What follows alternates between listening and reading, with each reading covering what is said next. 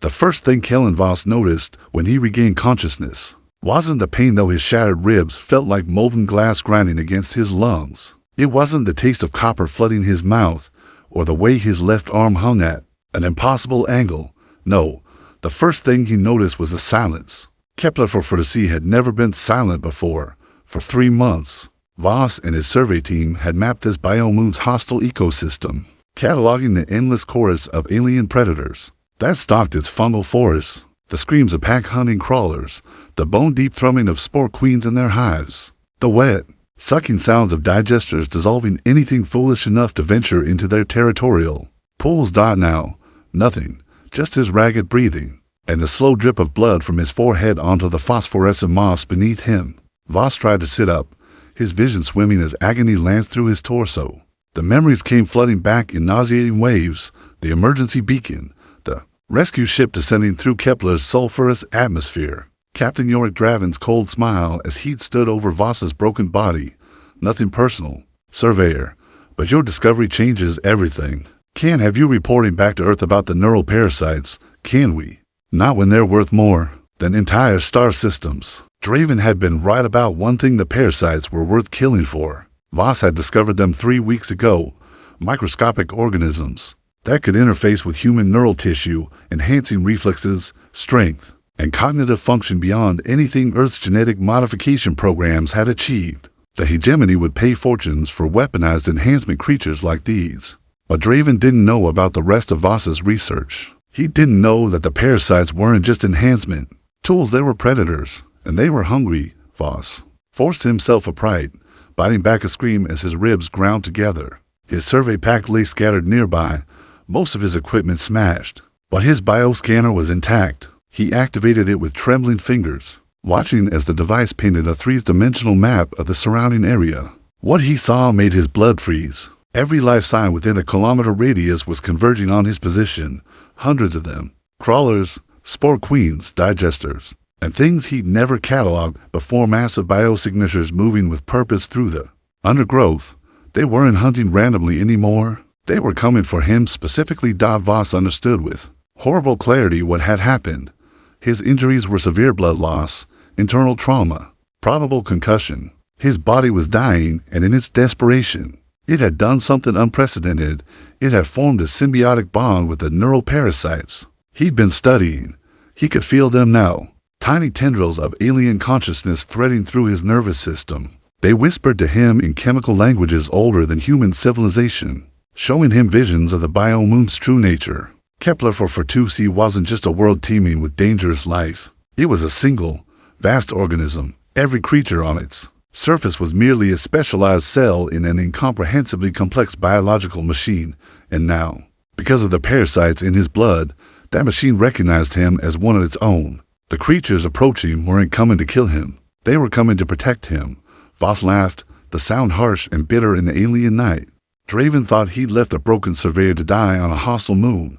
Instead, he created something new, something the galaxy had never seen before. A human with an army of alien nightmares at his command. In the distance, he could hear the low rumble of Draven's ship preparing for departure. The captain would return to the hegemony with his stolen parasite samples, claiming credit for the discovery. He'd probably tell them Voss had died heroically in the line of duty. Voss smiled, blood running down his chin. He began walking toward the ship, his alien army flowing silently through the darkness around him. It was time to correct that misconception. Captain Yorick Draven poured himself a glass of Terran whiskey and settled into his command chair, savoring the burn as it slid down his throat. The cargo hold of the Nemesis contained enough neural parasite samples to buy him a small fleet, and the knowledge of their source would make him indispensable to the hegemony's bioweapons division. Captain, his communications officer, Lieutenant Naya Torvin, called from her station. "We're receiving a signal from the surface." Draven frowned. "Impossible. We left no active transmitters down there. It's coming from Surveyor Voss's emergency beacon, sir." But Torvin's voice trailed off, her face pale as she monitored the incoming data stream. "The signal's been modified. It's not a distress call anymore." "Then what is it?" Torvin's hands flew over her console, trying to decode the transmission. "It appears to be biological data, massive amounts of it. Genetic sequences, neural pathway mappings, Cellular communication protocols I don't recognize. Before Draven could respond, the bridge's main display flickered to life. Kellen Voss's face appeared on screen, but something was wrong. His eyes held flecks of bioluminescent green, and thin veins of the same color trace patterns beneath his skin like living circuitry. "Hello, Captain," Voss said, his voice carrying harmonics that shouldn't have been possible with human vocal cords. "Leaving so soon?" Draven leaped to his feet. "That's impossible. You were dying when we left you." "I was. But death has a different meaning on Kepler for 4 to see.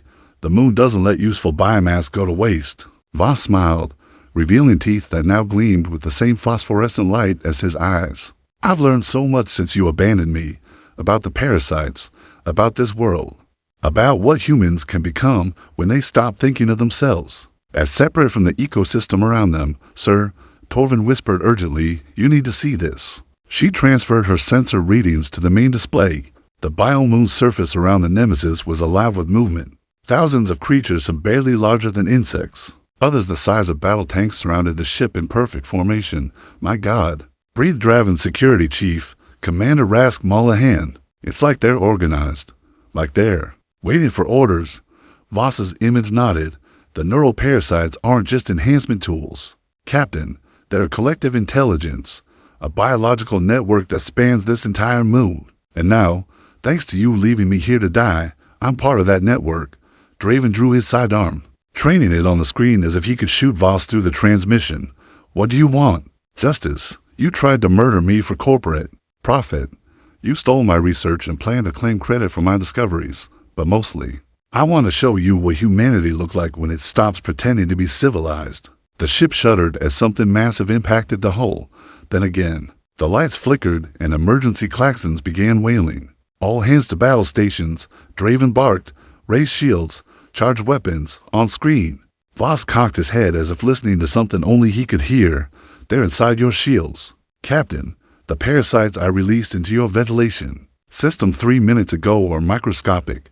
Your filters can't stop them," Torvin screamed, clutching her head as bioluminescent veins erupted across her face. Around the bridge, other crew members began convulsing as the neural parasites found their targets. But not all of them succumbed. Commander Mollahan and the other officers seemed unaffected, their cybernetic implants apparently providing some protection against the parasite's influence. "Emergency Protocol 7, Mollahan shouted, drawing his weapon and putting 3 plasma bolts into Torvin before she could fully transform. "Quarantine the bridge, seal all bulkheads." Draven watched in horror as his crew turned against each other.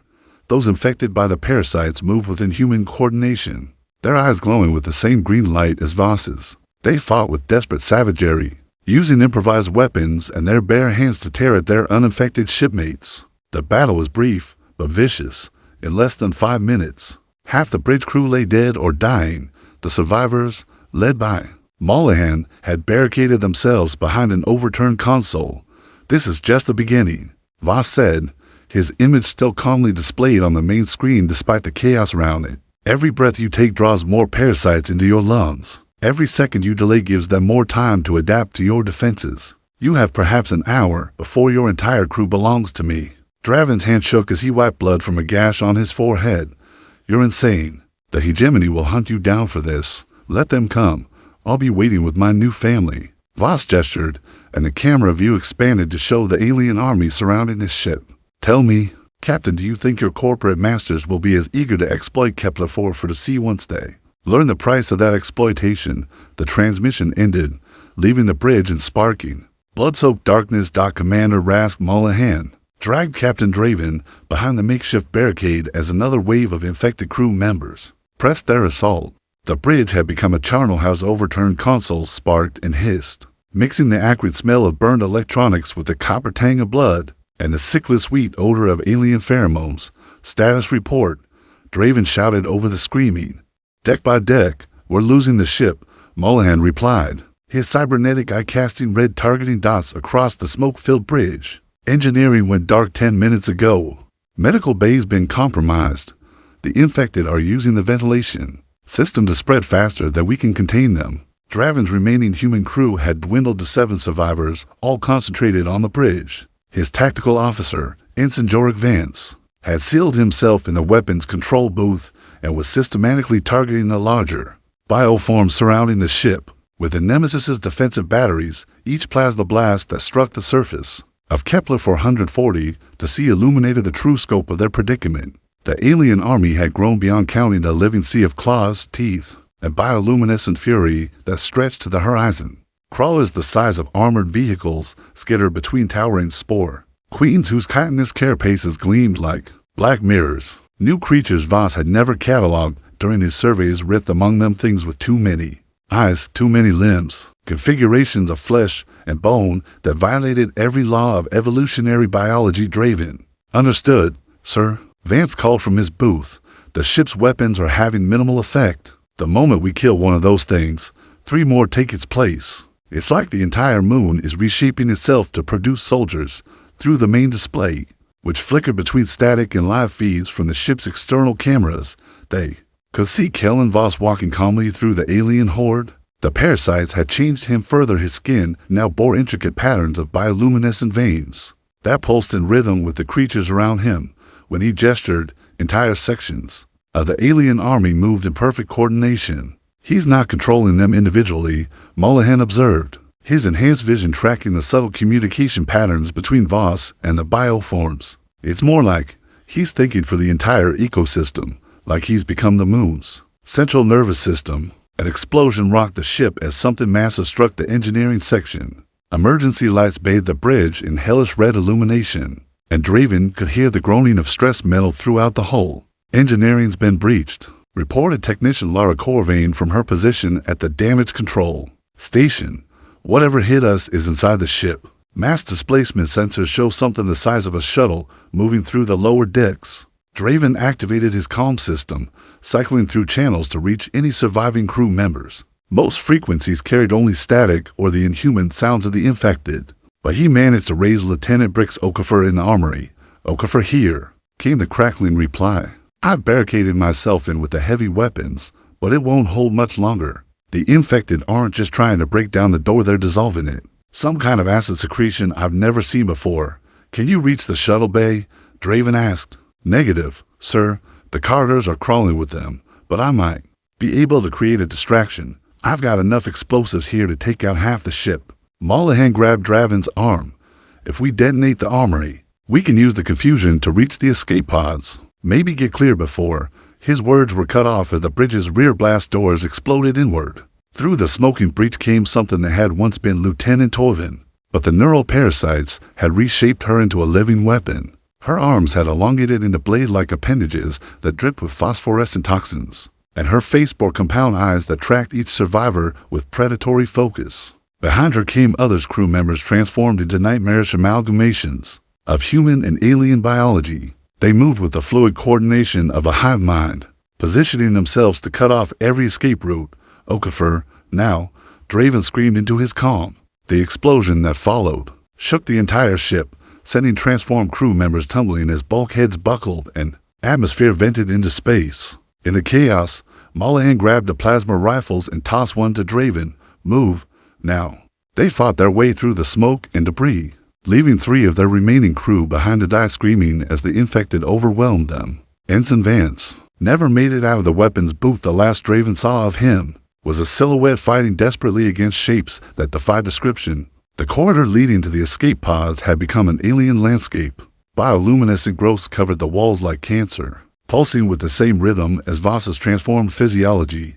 The air itself seemed alive, thick with spores that made breathing an exercise in controlled panic. The pods, Mullihan gasped, pointing ahead to where for escape capsules remained in their launch tubes. "If we can reach," something erupted from the wall beside them, a mass of writhing tentacles. That had once been the ship's chief medical officer. Mullihan put 6 plasma bolts into it before it stopped moving, but the delay cost them precious seconds. By the time they reached the escape pod bay, only Draven, Mullihan, and Technician Corvain remained alive. The other survivors had fallen to creatures that seemed to spawn from the ship's very structure, as if the Nemesis itself was becoming part of Kepler 4 for to seize ecosystem. "Get to the pods," Draven ordered, but even as he spoke, he could see it was too late. The launch tubes were filled with a translucent, organic substance that pulsed like living tissue. Kellen Voss's voice echoed through the ship's communication system, now speaking with harmonics that resonated in frequencies no human throat should produce. Did you really think it would be that easy, Captain? I've had an art to learn your ship's systems. Every circuit, every life support relay, every escape route. The Nemesis is part of me now, just like you will be soon. Draven raised his weapon, knowing it was useless, but needing to make the gesture anyway. Around them, the walls continued their organic transformation, sealing them in with the patience of a predator that knew its prey had nowhere left to run. Captain Draven's cybernetic implants sparked as he interfaced directly with the Nemesis's central computer, his consciousness diving into the ship's data streams while Commander Mollahan and Technician Corvain held the line against the advancing bioforms. Buying us time won't work, Draven said through gritted teeth as code cascaded through his neural link. Voss has integrated with the ship's systems, but he's still following biological patterns. He's thinking like an ecosystem, not like a machine. Mollahan emptied another plasma clip into a creature that had once been the ship's cook, watching in disgust as it regenerated from wounds that should have been fatal. Whatever you're planning, do it fast. We're down to our last ammunition. Through his neural link, Draven accessed the Nemesis's quantum core, the ship's most dangerous system, designed to tear holes in space-time for faster-than-light travel. If he could destabilize the quantum containment field, the resulting explosion would vaporize everything within a 50-kilometer radius. Voss, his alien army, and the immediate surface of Kepler for to see would be reduced to their component atoms. It would also kill every remaining human on the ship. Sir, Corvain gasped, clutching a wound in her side where acidic blood had eaten through her environmental suit. The bioforms are changing. They're adapting to our weapons faster than we can kill them. She was right. The creatures pressing into their makeshift defensive position now bore thick, chitinous armor that dispersed plasma energy. Their movements had become more coordinated, more tactical. Voss was learning from every engagement, evolving his army in real time. Draven began the quantum destabilization sequence, his fingers dancing through holographic controls while his mind fought to maintain focus. The ship's AI resisted him. It had been infected by Voss's neural parasites, its logic cores twisted into biological analogs that prioritized the ecosystem's survival over human welfare. System access denied, the AI announced in a voice that now carried Voss's inflections. Core destabilization would damage local bioforms, protective protocols engaged. Override authorization. Draven 77 Alpha. The captain snarled. Authorization rejected. You are no longer recognized as ship's commander. Neural parasite integration at 73%. Please prepare for assimilation. Draven felt something cold and wet touch the back of his neck, a tendril of the same organic growth that had consumed the ship's corridors. The neural parasites were trying to establish a direct connection with his cybernetic implants, but his military-grade firewalls held them back. For now, Mollahan, I need 3 minutes to manually override the quantum core.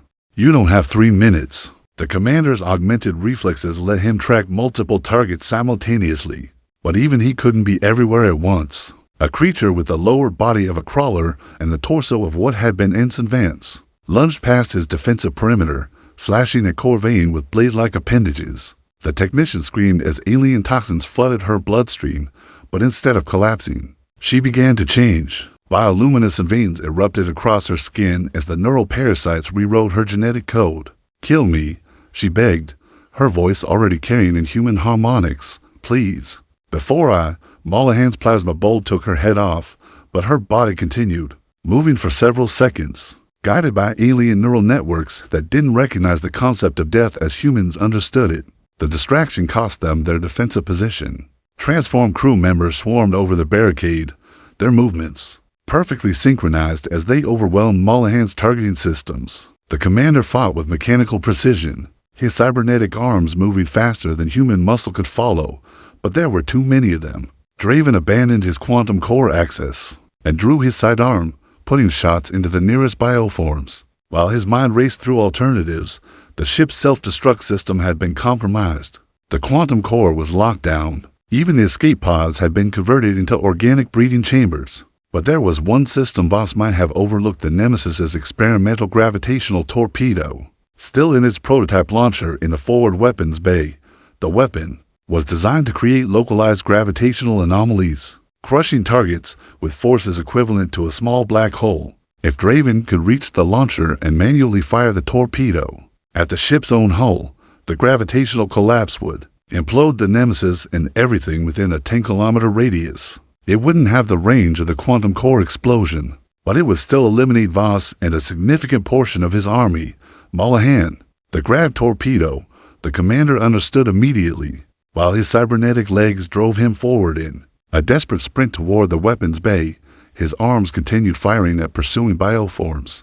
The creatures followed in a coordinated swarm, their alien intelligence recognizing the threat, but unable to match human desperation. The forward weapons bay had been partially transformed, its clean metal surfaces now covered with the same phosphorescent growths that infected the rest of the ship. But the gravitational torpedo launcher remained intact, its exotic matter containment field, apparently too complex for the neural parasites to safely integrate. Draven began the launch sequence while Molahan held the entrance, the commander's ammunition counter ticking steadily toward zero. The bioforms pressed their attack with increasing ferocity, as if Voss could sense how close the humans were to denying him his prize. 30 seconds to launch, Draven announced. I don't have 30 seconds. Molahan's last plasma clip ran dry, and he switched to a vibroblade, the monomolecular edge carving through alien flesh with surgical precision.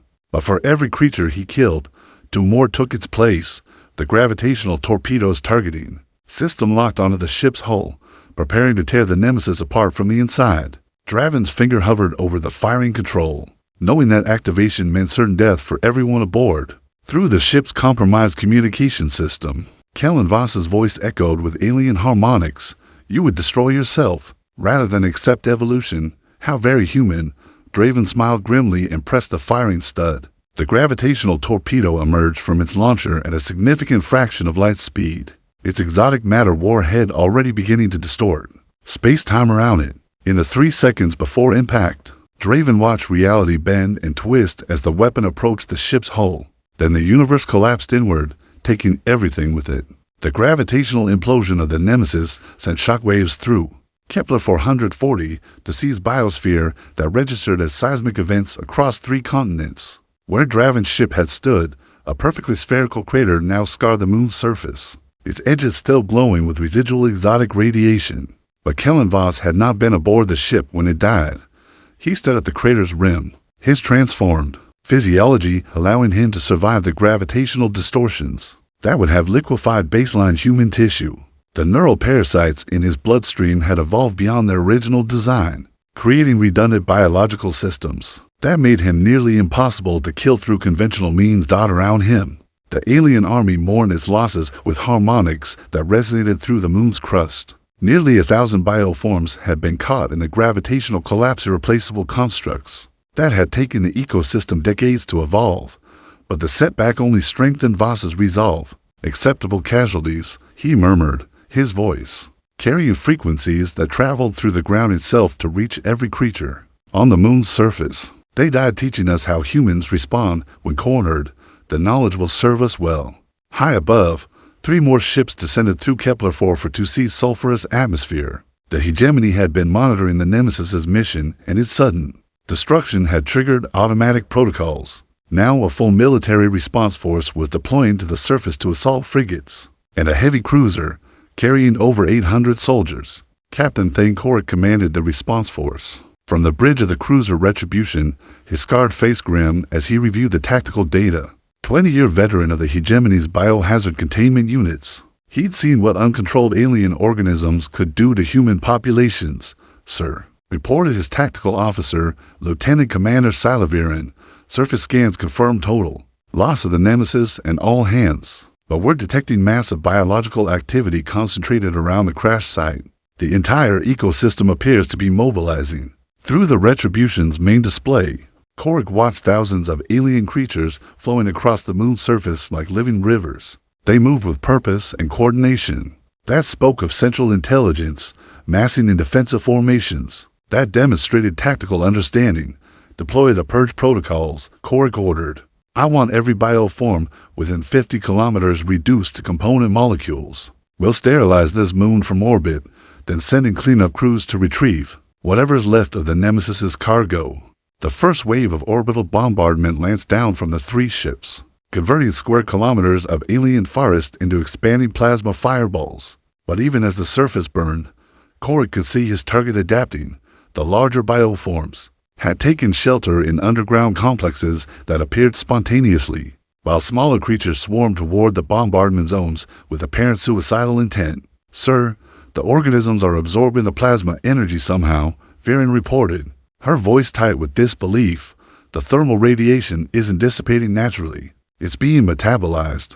Korik switched the main display to show detailed bioscans of the impact zones. Where his weapons had struck, the alien ecosystem was already regrowing, but changed. The new organisms bore crystalline structures that could focus and redirect energy, turning the hegemony's own weapons against them. "Cease orbital bombardment," he ordered. "Deploy ground forces, full hazmat protocols, heavy weapons only. We end this the hard way." The assault began at dawn, as 300 hegemony soldiers rappelled from atmospheric transports on Kepler for 2C surface. They moved in tight formation through the alien forest, their powered armor sealed against biological contamination, their weapons charged and ready. Major Gareth Holm led the primary assault team, his enhanced vision systems tracking movement through the phosphorescent undergrowth. Behind him, 20 soldiers armed with plasma cannons and molecular disruptors advanced in defensive formation. "Movement, 2 o'clock, Sergeant Kyra Valdez called out, her rifle tracking something that skittered between the twisted trees. Multiple contacts. They're trying to flank us." The crawlers attacked first, dozens of them erupting from concealed positions in a coordinated strike that tested the soldiers' reflexes to their limits. But these weren't the same creatures the Nemesis crew had faced. These crawlers moved faster, struck harder, and demonstrated tactical intelligence that spoke of recent evolution. Holmes' team poured concentrated fire into the swarm, their weapons chewing through alien chitin and bioluminescent flesh. For a moment, it seemed that human technology would carry the day. Then the Spore Queens arrived. The massive bioforms rose from underground chambers like living siege engines, their carapaces scarred by previous battles, but reinforced with new armor that dispersed. Energy weapons. Each queen carried dozens of smaller organisms, living projectiles that they hurled at the human forces with devastating accuracy. "Fall back to secondary positions," Holm ordered. But the retreat turned into a rout as the alien army demonstrated its true tactical sophistication. Every path the soldiers took led them into carefully prepared kill zones, where digesters waited in pools of acid, or where new bioforms with electromagnetic pulse capabilities disabled their powered armor. From his position at the crater's edge, Voss watched the battle unfold with satisfaction. Each engagement taught his army new methods of combating human technology, while the neural parasites analyzed the soldiers' equipment and physiology for future exploitation. "Adapt and overcome," he whispered, and throughout the forest, his creatures responded with increasing lethality. The first human casualty was Corporal Jana Reeves, dissolved by a digester that had learned to camouflage itself as ordinary fungal growth. Then Private Marcus Yall, torn apart by a new bioform that could phase through solid matter. Then Sergeant Valdez, overwhelmed by a swarm of finger-sized organisms that proved capable of eating through military-grade ceramics. Within 20 minutes of initial contact, Major Holmes' assault team had been reduced to 7 survivors fighting desperately for their lives in an environment that seemed actively hostile to human existence. Above them, Captain Korik watched his ground forces being systematically destroyed by an enemy that learned from every exchange of fire. "Sir," Viren reported, her voice hollow, "we've lost contact with Alpha, Bravo, and Charlie squads. Delta Squad is requesting immediate extraction, but their transport was just brought down by some kind of organic anti-aircraft system."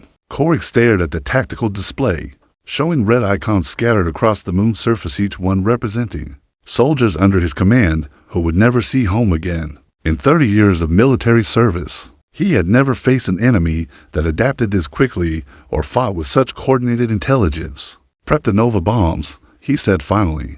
"If we can't contain this threat, we'll make sure it never leaves this moon." Captain Korik's finger hovered over the Nova bomb authorization as his remaining ground forces fought desperately for survival on Kepler 442c surface. The weapons would crack the moon's crust and ignite its atmosphere, creating a miniature star that would burn for centuries and sterilize everything within the system. But his tactical officer, Lieutenant Commander Viren, had intercepted something. That changed everything, sir. You need to hear this transmission. It's coming from the surface. What is using hegemony encryption codes? The bridge speakers crackled to life, carrying a voice that was unmistakably human despite its otherworldly harmonics. This is former Surveyor Kellen Voss, addressing the hegemony forces. I know you're preparing to glass this moon, Captain Korik. Your psychological profile suggests you'd rather destroy a strategic asset than let it fall into enemy hands. But before you murder 800 of your own soldiers, perhaps you'd like to know what you're really fighting for. Korik's blood chilled. The voice knew his name, his tactical preferences, details that should have been classified at the highest levels. The neural parasites Captain Draven died trying to steal aren't just enhancement tools, Voss continued. They're the key to humanity's survival. In 18 months, the Vectari Dominion will launch their final assault on Earth. Your intelligence services know this. They've been preparing for inevitable defeat, but I can offer something better than a glorious last stand. On the main display, the tactical situation was growing more desperate by the minute. Major Holmes' scattered survivors had managed to regroup in a defensible position near the crater's edge, but they were surrounded by hundreds of bioforms that seemed to spawn from the moon's very soil. Evolutionary integration, Voss explained, his image appearing on the bridge's communication screen. His transformation had progressed further. Bioluminescent patterns now covered his entire body, and his eyes held depths that seemed to contain the accumulated experience of an entire ecosystem. Humans enhanced by Kepler-4 to seize parasites can survive in environments that would kill baseline personnel. They can adapt to any threat, overcome any obstacle, become whatever humanity needs to survive. You're talking about the extinction of our species, Korik replied, though he found himself listening despite his revulsion. Replacing humans with alien hybrids. I'm talking about evolution. The Vectari won't expect enhanced humans. They've studied our limitations, planned their strategies around our weaknesses. But what if those weaknesses no longer existed? Below, the battle raged with increasing ferocity. Holmes' team had discovered that the bioforms were vulnerable to sustained plasma fire if they could concentrate their weapons on specific target areas. But for every creature they killed, two more emerged from the alien forest. Incoming transmission from Major Holmes, Viren reported. Holmes' voice carried exhaustion and desperation. Captain, we can't hold this position much longer. The creatures are learning from every engagement. They're adapting faster than we can modify our tactics. But sir, there's something else. We've recovered a survivor from the Nemesis. The image on screen split to show Holmes' position, where a figure in a torn hegemony uniform knelt among the soldiers. It was Commander Mollahan, his cybernetic implants sparking, and his body bearing obvious signs of biological contamination. Report. Commander, Korik ordered. Mollahan's voice was distorted by damage to his vocal processors, but his words were clear. Sir, I witnessed Draven's betrayal and Voss's transformation. The surveyor is telling the truth about the neural parasite's capabilities, but he's omitting crucial details. The integration process has a 93% fatality rate among baseline humans, and those who survive, they're no longer entirely human. Voss's image smiled with genuine warmth. Commander Mollahan survived the gravitational implosion because his cybernetic implants created a unique interface with the parasites. He's living proof that integration is possible without complete loss of human identity. I'm also proof of the cost, Mollahan countered. I could feel them in my mind. Captain, the parasites. They whisper constantly, showing me visions of what Kepler-4 could become. A living weapon that could devour entire star systems. They don't want to enhance humanity, they want to replace it. The debate was interrupted by a massive explosion, as one of the assault frigates, the Sovereign, was struck by something launched from the moon's surface. Captain Korik watched in horror as bioforms the size of shuttles tore through the ship's hull, their organic weaponry having evolved specifically to counter hegemony armor. The ecosystem is adapting to orbital threats as well, Voss noted, calmly as the Sovereign broke apart and Kepler-4 sees upper atmosphere. Every weapon you use teaches us how to counter it. Every tactic you employ becomes part of our strategic knowledge. You cannot win this battle through conventional means. Korik watched his tactical display as the Sovereign's crew compartments were breached by organisms that seemed designed specifically for void warfare. The creatures moved through the ship's corridors with purpose, seeking out surviving crew members not to kill them, But to infect them, you're turning our own people against us, he accused. I'm offering them evolution, the choice to become something greater than human limitations allow. Voss gestured, and the camera view expanded to show dozens of transformed crew members from the Sovereign working alongside the alien bioforms. They moved with enhanced speed and coordination, their bioluminescent markings pulsing in harmony with the ecosystem around them. Major Holmes' voice crackled through the comm system. Sir, we're receiving surrender offers from some of the infected crew. They claim the transformation isn't painful after the initial integration period. They say they can still think, still remember who they were, but with enhanced capabilities. It's a trap, Mollahan warned, though his own voice carried traces of the alien harmonics. The parasites rewrite neural pathways gradually. The infected believe they retain free will, but they're becoming extensions of the ecosystem's collective consciousness. Korik found himself facing an impossible decision. The Nova bombs would end the threat, but they would also eliminate any chance of studying the neural parasite's potential benefits. If Voss was right about the Vectari invasion, humanity might need every possible advantage. Captain Viren reported urgently. Long-range sensors are detecting Vectari scout ships entering the system. 3 vessels, moving in stealth configuration toward the outer planets. The timing couldn't be coincidental. The Vectari had been monitoring hegemony communications, waiting for humanity to discover something they could exploit or eliminate. If they learned about the neural parasites, they would either claim the technology for themselves or destroy it to maintain their tactical advantage. Your choice, Captain, Voss said, his alien eyes reflecting knowledge that spanned the entire moon's biosphere. Nova bombs will give the Vectari one less thing to worry about when they begin their final assault. Or you can trust humanity's greatest strength, our ability to adapt and overcome any obstacle, no matter how impossible it seems. On the surface, Holmes' team had been reduced to 5 survivors, fighting with weapons whose power cells were nearly depleted.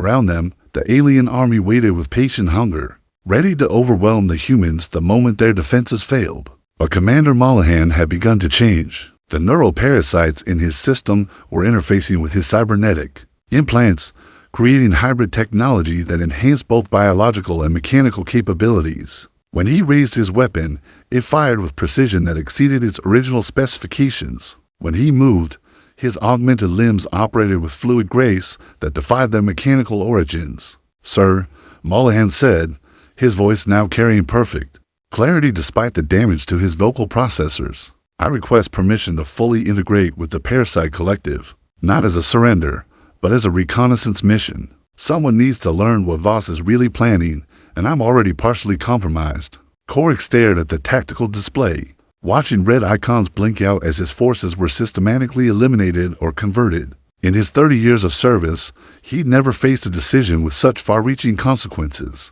Commander, if you do this, there may be no coming back. Sir, if the Vectari are coming, there may be no humanity left to come back to. At least, this way, we might have a fighting chance. The authorization codes for the Nova bombs glowed softly on Korik's command console, ready to be activated at a moment's notice. But as he watched Mollahan begin his final transformation, the captain made a choice that would reshape the future of human civilization. Stand down the Nova bombs, he ordered. All remaining forces fall back to minimum safe distance. We're going to see what humanity can become.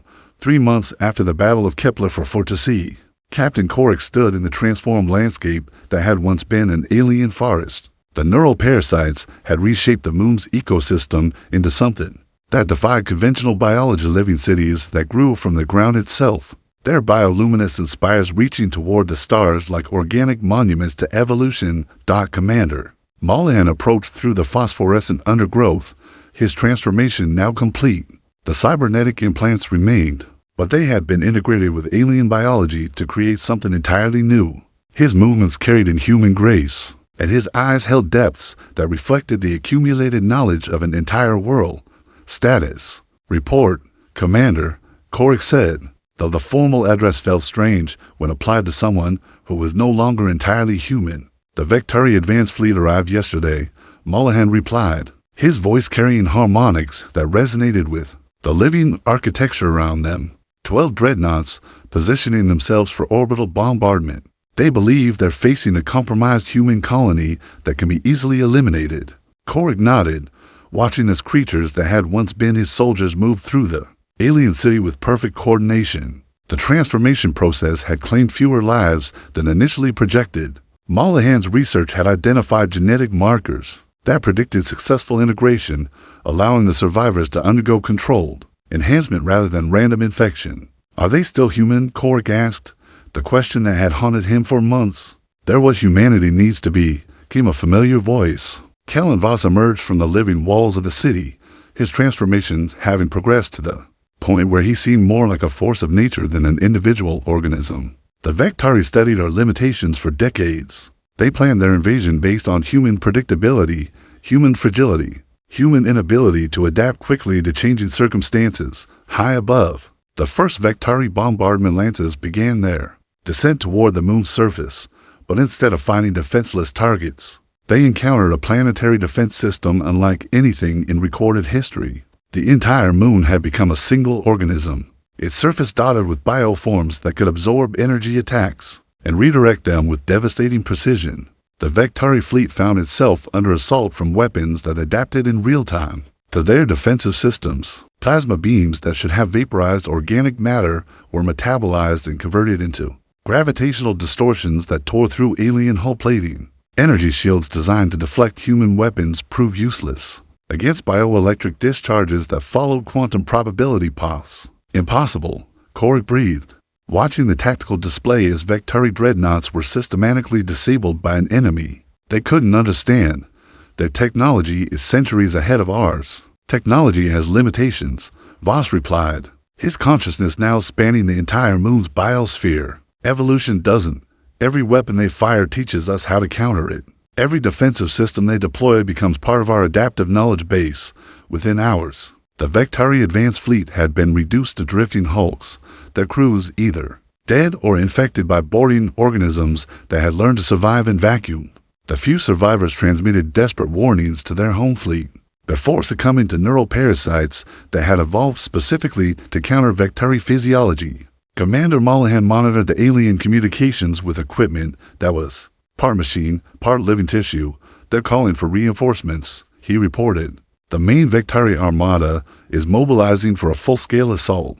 Over 3,000 ships, including their planet-killer dreadnoughts. Let them come. Voss said simply, Kepler for the sea isn't the only world in this system. The gas giants have moons rich in organic compounds.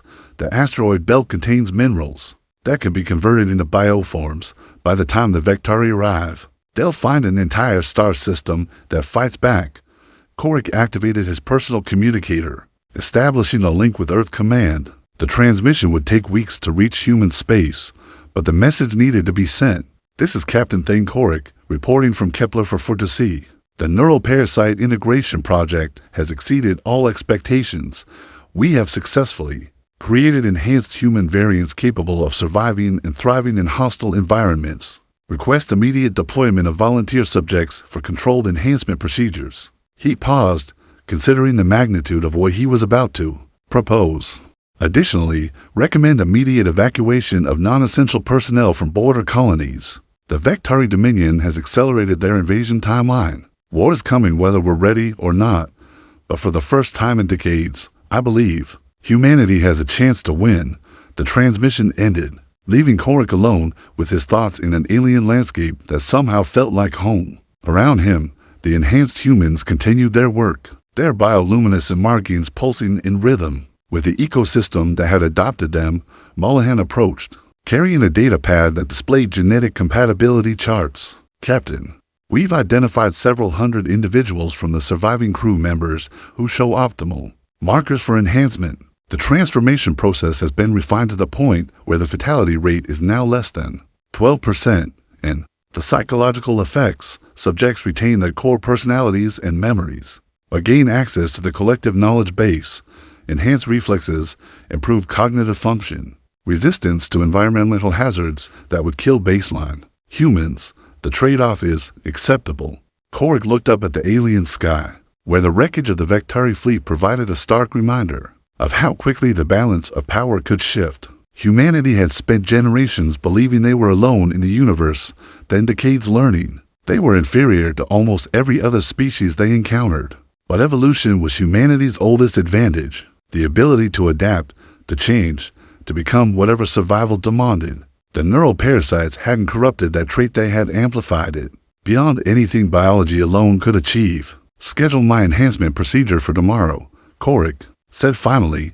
"If I'm going to lead humanity's next evolutionary step, I should probably understand what that means." As the sun set over Kepler-4 for 2C's transformed landscape, the enhanced humans began their preparations for the war that was coming. In orbital shipyards that grew like living coral around the moon's satellites, biomechanical vessels took shape, hybrids of human engineering and alien biology that would carry the battle to the Vectari home systems. The age of baseline humanity was ending. What emerged from the bio-moon's crucible would be something the galaxy had never seen before, a species that could adapt to any threat, overcome any obstacle, and survive in environments that would destroy their enemies. Kellen Voss stood at the edge of his living city, his consciousness touching every enhanced human, every bioform, every organism in the vast network that Kepler-4 had become. In the distance, he could sense other worlds beginning their own transformations as the neural parasites spread. Through carefully controlled vectors, humanity had been left for dead on a hostile moon. What came back would reshape the galaxy itself. The demons in their blood were no longer alien. They were the future of human evolution, and they were hungry for war.